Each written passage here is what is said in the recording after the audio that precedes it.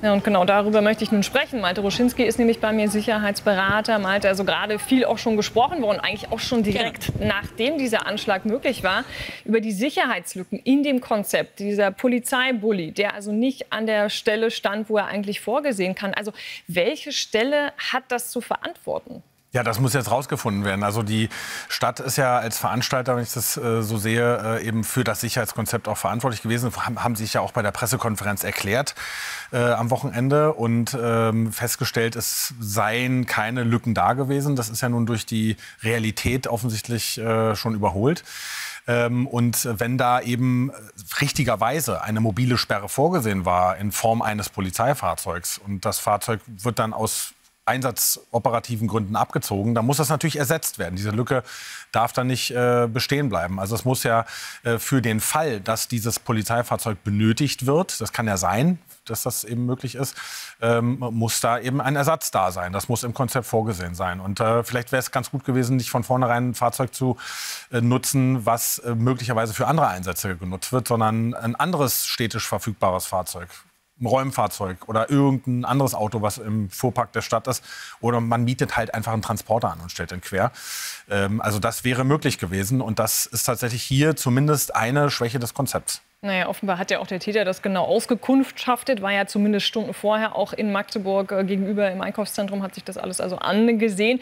Wenn wir auf ihn gucken, das ist ja doch ein eher ungewöhnlicher Tätertyp, aber was, finde ich, schon auffällt, ist ja doch dann die Masse an Kontakten, die er gehabt hat mit Behörden, mit vor allem auch Beschwerden. Wir hören, dass dreimal die saudischen Behörden eben auch die deutschen Geheimdienste kontaktiert haben. Wir haben zig Privatpersonen, die ihn gemeldet haben, die ihn blockiert haben in Social Media. Also kannst du dir erklären, warum da nicht mehr Konsequenzen gefolgt sind? Ja, es ist sehr frappierend. Also seit mindestens 2013 gab es fast jedes Jahr irgendwelche Ereignisse, Anzeigerstattung gegen ihn, durch ihn, Bedrohungen, die er ausgestoßen hat, auch zum Teil schon mit dem Szenario, dass er ähnlich wie damals tagesaktuelle Terroranschläge sich verhalten wolle.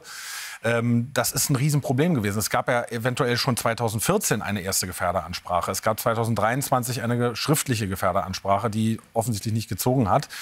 Ich denke, was man hieran sieht, ist, dass zunächst einmal, weil es eben auch in verschiedenen Bundesländern stattgefunden hat. Mal war Mecklenburg-Vorpommern beteiligt, mal war es Sachsen-Anhalt, mal war es die Staatsanwaltschaft Köln, die die bemüht wurde, mal war es in Berlin. Dass da das Problem ist, dass zu wenig Austausch stattfindet. Es gibt keine gemeinsame Definition davon, was jetzt eine Gefahr darstellt, welches Verhalten eines Menschen eine zu beobachtende Gefahr darstellt. Da braucht es eine bundeseinheitliche, zumindest Definition, dass alle Landesbehörden demzufolge auch handeln können. Und die Kompetenz einzelner Beamter, die da das bewerten sollen, das einordnen sollen, das muss sicherlich auch noch geschult werden. Denn auch da gibt es keine einheitlichen Standards. Wie beurteilt ein einzelner ermittelnder Beamter eigentlich die Gefährlichkeit einer solchen Person? Und da gibt es wahnsinnig viel Nachholbedarf. Da muss man zunächst erstmal an diesen Grundlagen arbeiten, bevor man dann eben die Informationsaustausche zwischen den Landesbehörden eben auch noch verbessern muss. Hier muss es irgendeine Art von gemeinsamer Informationserfassung geben. Das hätte das möglicherweise verhindern können oder ein früheres Eingreifen ermöglichen können. Ja, irritierend, dass das im Jahr 2024 noch nicht vorliegt. Wo du diese Gefährderansprache ansprichst, Malte, wir haben eine davon mal vorliegen, und zwar die aus diesem Jahr, nämlich aus dem August von der Polizei Magdeburg. Und das ist, ich kann ja hier mal Stellen auch vorlesen, auch wenn sie in diesem Fall, da ging es um Bedrohungen, die er da per E-Mail ausgesprochen hat, wenn sie keine konkreten Konsequenzen angedroht haben, bitten wir sie, solche Schreiben künftig zu erlassen. Möglicherweise drohen ihnen dann strafrechtliche Konsequenzen. Also hätte ich jetzt gar nicht so verstanden, dass das unter dem Stichwort überhaupt Gefährderansprache läuft, weil das ist ja absolut harmlos. Ja, so ein paar Sätze, die harmlos sind. Zu dem Zeitpunkt 2023 lag ja schon eine ganze Historie, eine auch offen ermittelbare Historie allein online vor, wie dieser Mensch sich äußert, verhält und in welche Richtung sein möglicher Wahn sich entwickelt hat. Dass irgendjemand glaubt in der Behörde, dass dieser papierne, erhobene Zeigefinger irgendeine tatsächliche Wirkung hat, hoffe ich nicht, dass das da jemand geglaubt hat.